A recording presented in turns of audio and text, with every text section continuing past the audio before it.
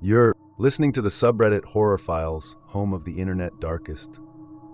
Stories, alright, I'll try to recount this as accurately as I can. It was a while ago, and honestly, I try not to dwell on it more than necessary. I used to work at a gas station. The title probably gave that away. It wasn't in the heart of a bustling city, nor was it deep in the sticks. It was one of those in-between spots dotted with modest homes, fast food joints, and places like the one that hired me. Our stations at Tanawu Lane Road, not far from a major highway. We saw a lot of travelers heading to the coast for the weekend or just passing through on their way to the surrounding towns. Pretty standard for a gas station, I'd say, but that was during the day. Once the sun dipped below the horizon, that's when things really got interesting.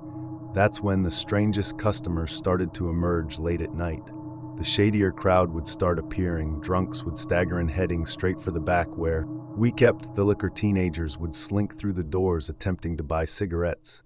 He'd always ask for ID. Some cards looked legitimate, others less so. Truth be told, I didn't really care if they wanted to wreck their health. That was their prerogative. Then there were the stoners who'd stock up on chips and ice cream.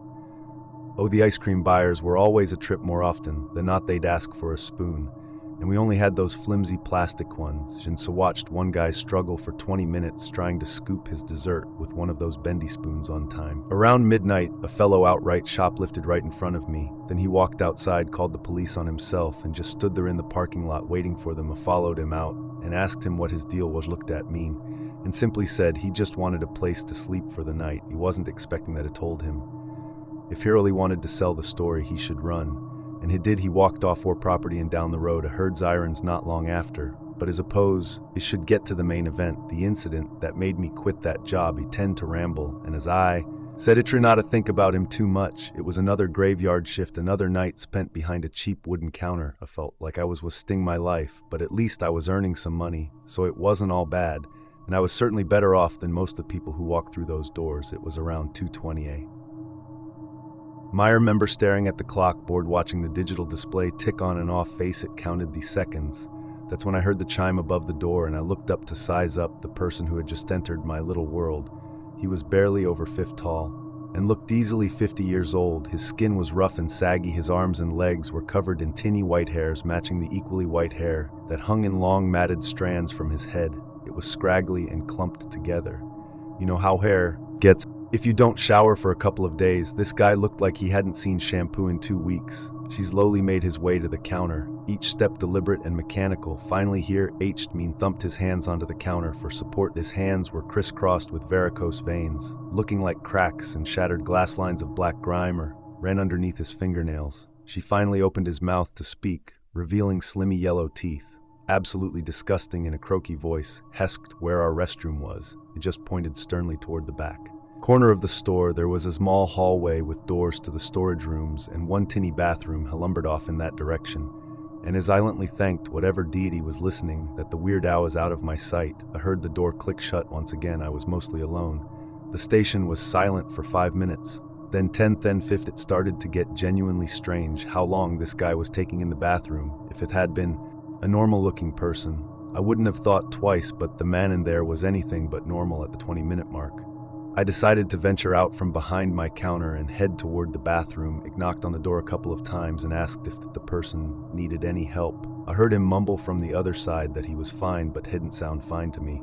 I wasn't about to argue though, so I just walked back to the counter and sat down in my chair. Another 10 minutes went by, and he still hadn't emerged. He was starting to get agitated. Eventually, I began to hear a noise. At first, I couldn't quite tell what it was, but it didn't take long to figure it out. Was hearing moaning. I started walking back to the bathroom on this time. As I neared the door, I could tell that something was definitely wrong. It sounded like the man was in pain, maybe even afraid. Hesitantly, I knocked on the door again, and for a moment I didn't get a response. But eventually they managed to choke out 2 simple words: "Help me." His moaning was growing louder, turning into yelling. I started hearing banging from inside the bathroom. I could even feel the floor shake a little. I reached for the doorknob, but of course the man had locked himself in and hadn't gotten around to unlocking it. It was starting to panic a little. I didn't know if this was just a really bad case of food poisoning or something like that, or if it was something far more serious. I began to think the latter was true, especially as a rancid stench began to seep out of that damn bathroom. It could have just been some horrific diarrhea.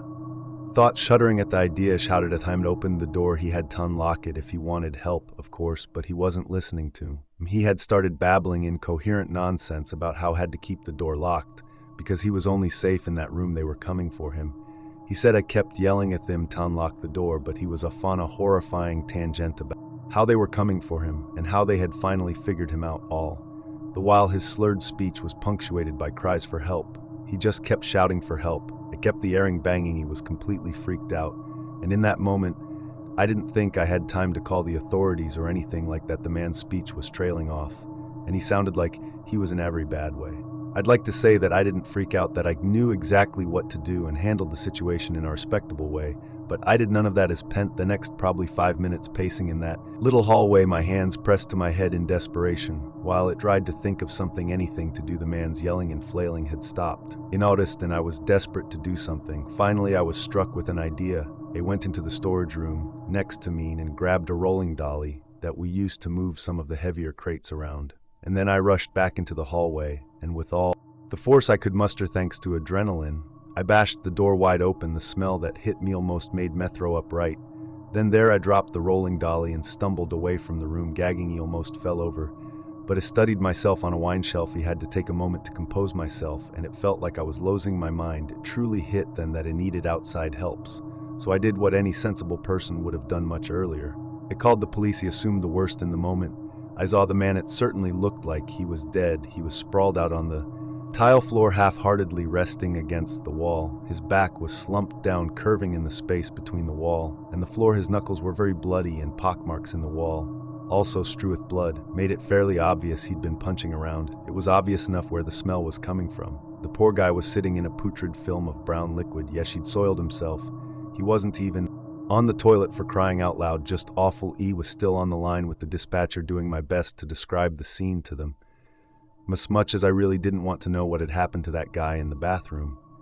I figured he could still need help. He announced to the operator that I was going back and held out hope that he was alive, but feared otherwise. I guess I really went back into that hallway just out of morbid curiosity more than anything else. I had to pull up my shirt and cover my face with it to keep the smell from overpowering me. Didn't do much to help. The guy had a yellowish powder all around his nose and mouth, as well as a little froth at the corners of his lips. His eyes were bloodshot and glazed over. It told the operator that it looked like he'd overdosed on some drug. I couldn't take it anymore.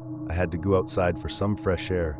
He was groggy, mortified, and depressed. A man had just died right next to me. For goodness sake, at most, I was out there for 5 minutes. I could already hear sirens when I stepped into the cool night breeze. Only 5 minutes.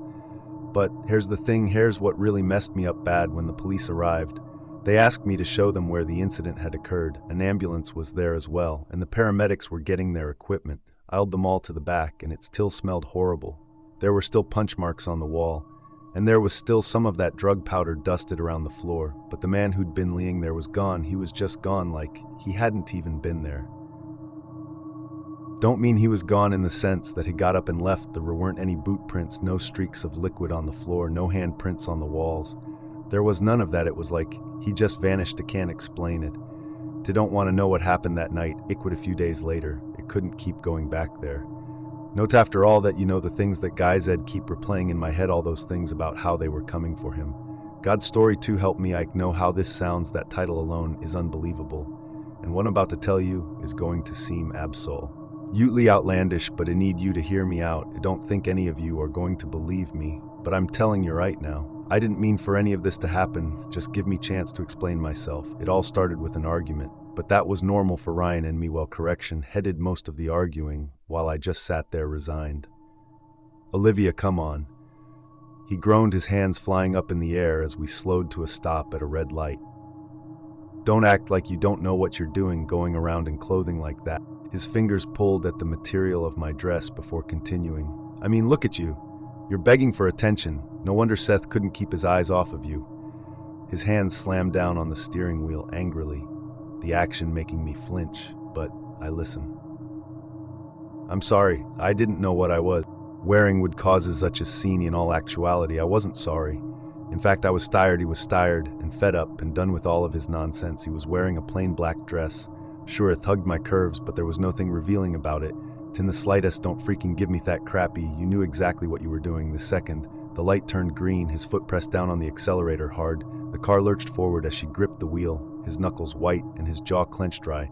"And please, I don't want to fight. Can we please?" Just a hard slap stung my face. The horrible cracking sound filling the silence of the car. He was dumbfounded. He hadn't ever laid a hand on me. The stinging sensation made my eyes water as his cess escaped my lips. As I winced quietly, the pain radiating across my face, and then came the warm feeling of something dripping from my nose and onto me. "New black dressy, you deserved that." Ryan sneered at me, almost like he was reassuring himself that his actions were justified. "Act like a hussy, and you'll get treated like one." I just sat there mortified, my hands swiped at the blood as my eyes fought to hold back tears. They were threatening to spill, and the last thing I wanted was for him to see McCree.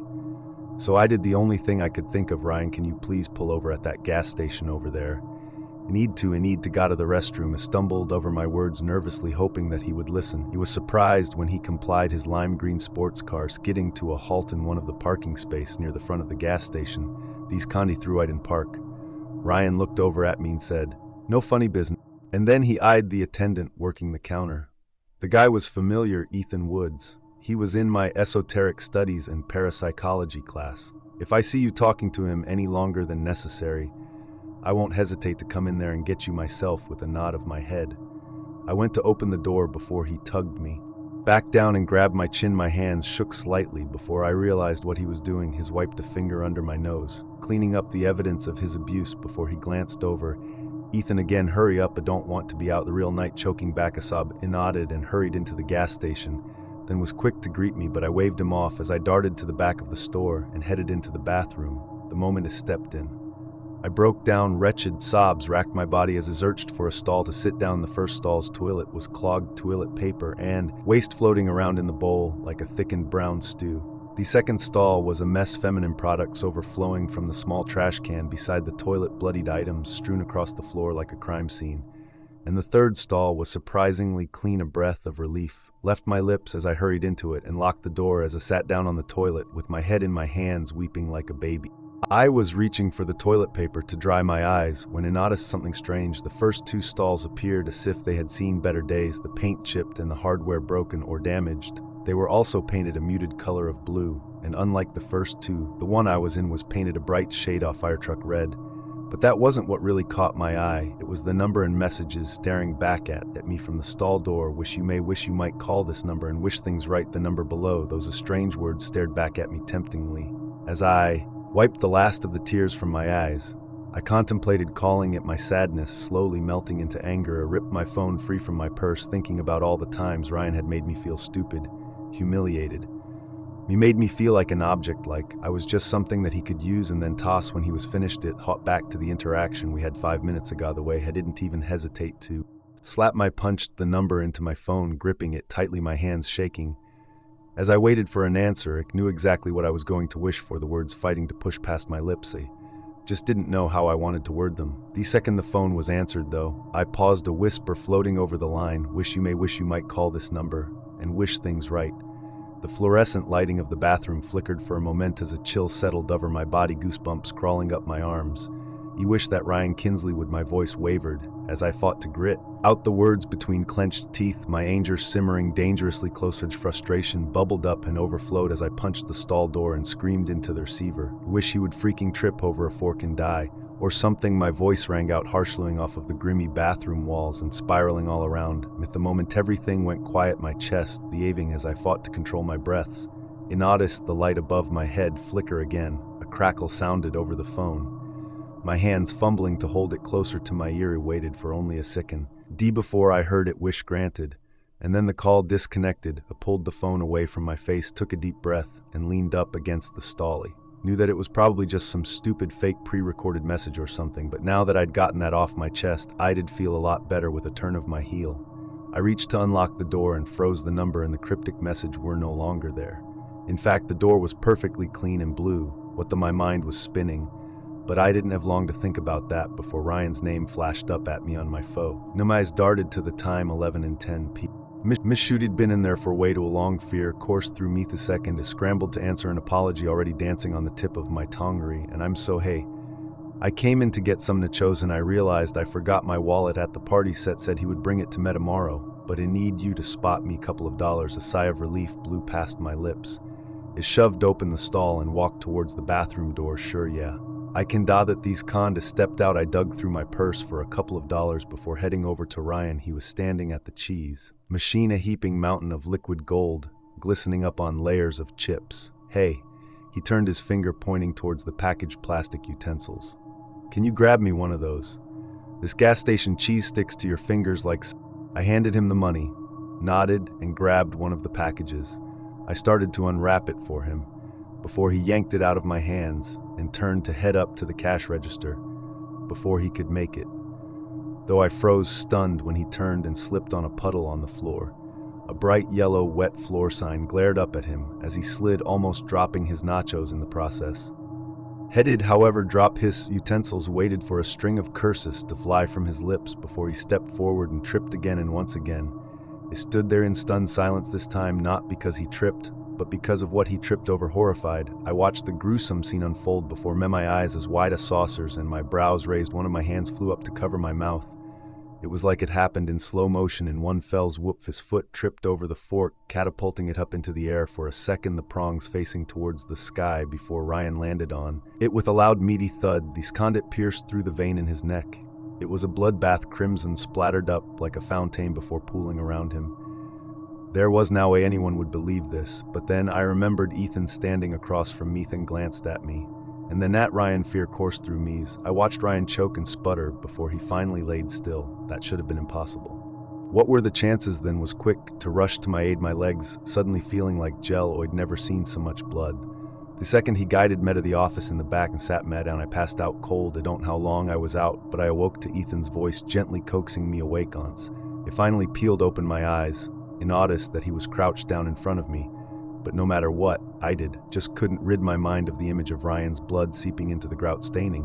It wasn't until Ethan gently patted my leg and spoke that I'd realized it was all my fault.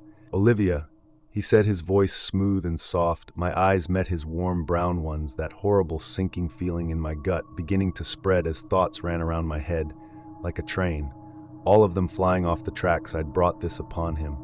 I'd called that number. I'd made that wish. You know, he started, his voice breaking me from my hysteria.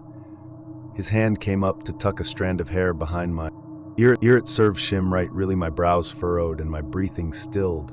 What do you mean it's what you wished for, isn't it? His eyes gleamed up at me mischievously, all of the comfort from before replaced with something much more sinister.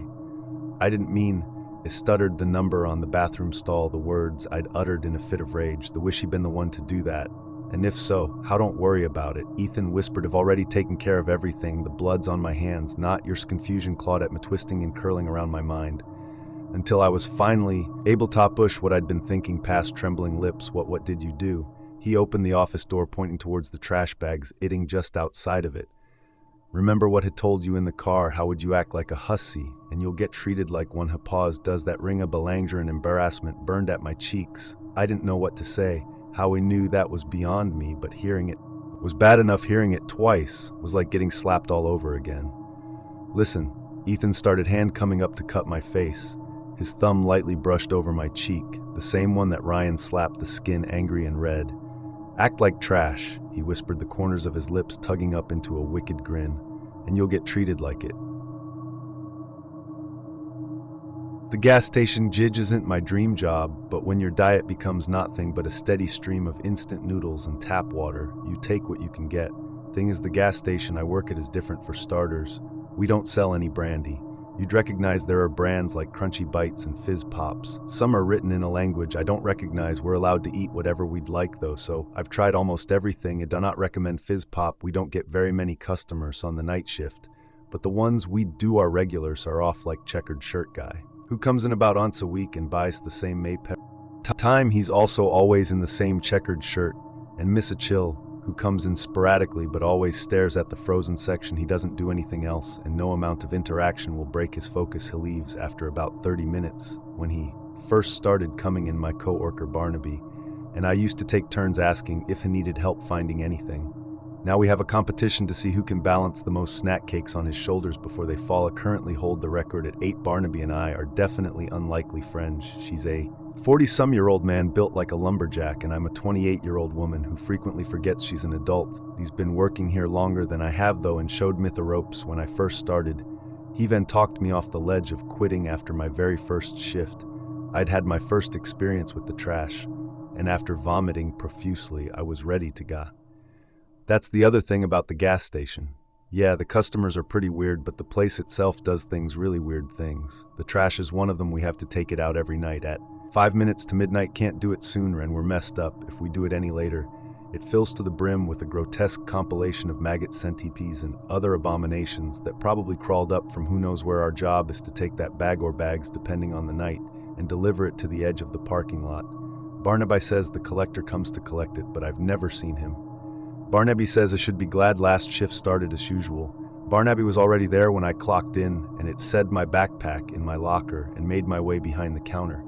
Oh, watch the old soap opera. Barnaby always has playing on the mini TV stashed behind the counter. We usually pass the time this way, and even though we can't speak the language, the drama is always understood. It was about 11:45.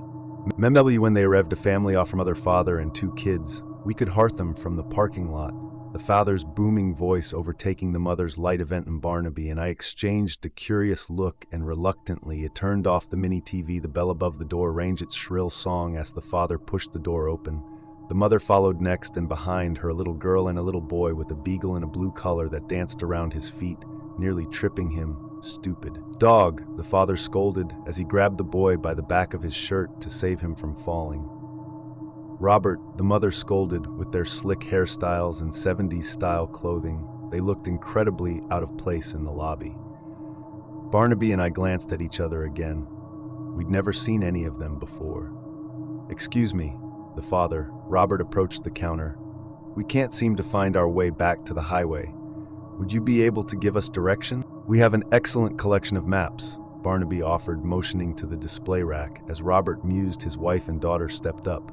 "Where's your lavatory?" the woman asked, her tone urgent, as the girl in front of her shifted her weight from foot to foot. "Eleanor, really, I wanted to be out of here in a jiffy and back on the road." Robert's tone was condescending as he addressed his wife. Eleanor rolled her eyes. "Lily needs to go," she replied matter-of-factly. "It's just down the hall, second door on your right." I pointed and Eleanor nodded, ushering Lily along. It turned to Barnaby, wanting to ask if I should warn them about the presence in the powder room. But he was preoccupied with Robert's questions about the maps. Rustling drew my attention to the little boy and the dog, who were rooting around the shelves searching for snacks. "Dad, I want these," the boy whined. Robert ignored him as Shay glanced between 2 maps, trying to make a final decision. The boy gathered up an armful of snacks and shuffled up to the counter, the beagle on his heels. "I'll take this one." Robert slid the map toward. "They're just our ashes." Son released his cache of snacks onto the counter, and those too. While Barnaby began ringing up the items, I slipped from behind the counter and walked briskly to the women's restroom, bracing myself before opening the door. I was surprised to see Eleanor and Lily at the sinks washing their hands. They were surprised to see me peeking through the door too. I just wanted to make sure everything was okay." I called out, scanning the restroom for anything abnormal. Eleanor cuckolded nervously as she dried her hands, but Lily stared bewildered as water continued to run into the sink. As sheepishly slipped out of the bathroom, relieved the presence decided against rearing its ugly head tonight. Well, it wasn't really ugly, but that was beside the point. Customers interacting with her never turned out well. My relief only lasted a moment, though. It made it to the start of the hallway and saw a dark figure pressed against the front windows. My veins turned to ice. Barnaby, my voice was barely above a whisper, but Barnaby turned to him. Methan followed my gaze to the window. "The collector," he gasped. "Pedo, no," I replied. Then the power went. Howdy. Never seen the collector before. If I'm honest, part of me wasn't sure if he existed. As wild as it was that bugs spontaneously manifested in the trash, it just seemed improbable that someone was coming to pick them up from the edge of the parking lot. I thought Barnaby was messing with me. He should have known better. As squinted to read the face above the drink section 12-7A. We were late. Barnaby vaulted over the counter, kicking the map and snacks onto the floor as she raced to the front door, arms outstretched to help him navigate the darkness. Robert and his son yelled in protest, but Barnaby was on the move. As soon as I saw the emergency kit in his hand, I knew things were about to get serious. He pulled the salt from the bag in a flash and poured a thick line of it in front of the door before turning to face the collector. The power outage extended to the parking lot, and without those lights, I could barely make out his dark looming figure as she stood fixed in the window. He wore some sort of hooded cloak that obscured his face, and his frame was enormous, easily twice the size of Barnaby. Malice exuded from him. "What's going on?" Eleanor demanded as she and Lily exited the restroom. She briskly walked past me to join her husband and son at the counter. Lily lingered next to me, her eyes wide. "That's what I darn well like to know," Robert said indignantly. "That should hold him for now." Barnaby's voice was confident, but his distraught expression was concerning. "Well, who the heck is that?" The boy asked, his tone reminiscent of his father's. "Lucas." Eleanor scoffed. A brief smirk crossed Robert's face before he placed his hand on Lucas's shoulder and pulled him close. A loud clunk broke the silence, and Barnaby and I locked eyes. "I'll get it," I said softly, before turning and walking down the hall to the overseer's office. Noon's seen the overseer before. He doesn't leave his office, and Noon goes and he communicates through notes that he slides through the mail slot in his door, their delivery signaled by the solid clunk of the flap closing. While I'd never received one before, Barnaby's rule is that we follow all directions from the overseer. I agree, but mostly because I'm pretty sure he signs our paychecks. I could hear Robert and Barnaby arguing as I rounded the corner. I had no idea how Barnaby was going to explain any of this, but I was glad I didn't have to do it. I picked up the paper and read the overseer's instructions. When I returned, the collector had disappeared from the window. The family had grouped together against the front counter while Barnaby paced in front of the door. He stopped when he saw me. "What did he say?" Barnaby asked. "What did who say?" Robert barked. I swallowed hard. "The overseer says we need a sacrifice." The beagle wed. "Shut up, Skipper." Robert roared. The dog, along with the kids, shrank back. Eleanor stepped forward. "Can I speak with this manager?" she asked. "I'm sure if we had more information, this could be an easier process." "To heck with that. This doesn't have anything to do with us. We're leaving." Robert grabbed the map from the floor and marched toward the door. Barnaby blocked his path. "You can't go out there." "The hell I can't. He don't know what kind of scam. The two of you are running, but my family and I are leaving. He's hungry and he's hunting. Okay, we have to stay here and figure out what the overseer meant." Robert shoved Barnaby hard, cutting his speech short. "Honey, wait," Eleanor cried. Both of the kids were clinging to her. "Now darn it, Eleanor, not now," Robert bellowed. He pushed past Barnaby and held the door open. "All of you out." I'm still not sure if it was the ton of Robert's voice or the word out that sent the little beagles scrambling for the door. He had a sneaking suspicion that he was quite accustomed to the volume. Either way, he took off at breakneck speed and barreled through Barnaby's legs and out the door into the void of the parking lot, and certain death. "Skipper, no." Lucas cried. I think we were all still in shock from Skipper's jailbreak, so much so that when Lucas broke free of his mother's grip and sprinted for the door, Noon reacted. One moment he was there. The next we were watching his sneaker disappear into the darkness. Eleanor's scream was heartbreaking as she called out her son's name. Barnaby slammed the door and leaned his body against it, his breathing quick and shallow, his face contorted with regret, till Eleanor collapsed to the ground sobbing. Lily held onto her mother's dress with a white-knuckle grip. Robert was rooted to the spot. A blinding flash of light signaled the power being restored. The parking lot was empty. No signs of the collector, Lucas, or Skipper. Barnaby took a deep breath, then made his way behind the counter. Lily and Robert blinked and looked around in confusion. "Did you want anything besides that map, sir?" Barnaby asked. I stared at him in disbelief. Robert looked down at the map in his grip, then back to Barnaby. No, I don't think so." His voice sounded far away. Eleanor and Lily shuffled to join him in front of the door. "Thanks for stopping in. Safe travels." Barnaby sounded almost mechanical in his farewell. The family nodded hesitantly. Robert opened the door for them to leave, and much to everyone's surprise, Skipper the Beagle came scurrying in through the door. "Oh, thank goodness," I sighed, a silver lining. The family just looked at me as confused as anyone could be. "Your dog, Skipper?" "Oh, we don't have a dog," Eleanor said softly. Lily shook her head in solidarity. Robert cleared his throat, and mother and daughter shuffled out into the parking lot. "But your son?" I asked, a twinge of desperation in my voice. Robert's brow furrowed as his confusion turned to frustration. Then he followed Eleanor and Lily out. "They won't remember." Barnaby's voice broke the silence that followed Robert's exit. Skipper sat at my feet and whined. I knelt down and picked him up. Gingerly, he had no signs of being hurt, though he was missing his collar. "So that's what happens when we don't take the trash out," I said. Barnaby nodded and turned on the mini TV before gesturing to the mess of snacks on the floor. "And someone needs to clean